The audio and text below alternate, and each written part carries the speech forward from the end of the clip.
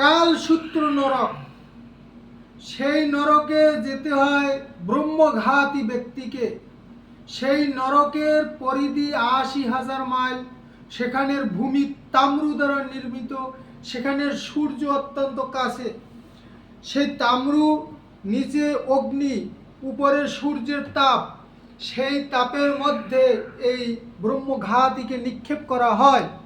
সেখানে এই ব্রহ্মঘাতী কখনো শয়ন করে, কখনো উঠে বসে, কখনো ইতস্ত ছোটাছুটি করে। এভাবে সেই ব্রহ্মঘাতী অন্তরে এবং বাইরে সে যন্ত্রণা ভোগ করে। অন্তরে সে ক্ষুধা তৃষ্ণার দ্বারা কাতর হয় এবং বাইরে সূর্যের কিরণের দ্বারা দগ্ধীভূত হয়। সেই নরকের একটি পশুর শরীরে যতটা লোমকূপ, তত ১,০০০ বছর তাকে যন্ত্রণা ভোগ করতে হয়। হরে কৃষ্ণ।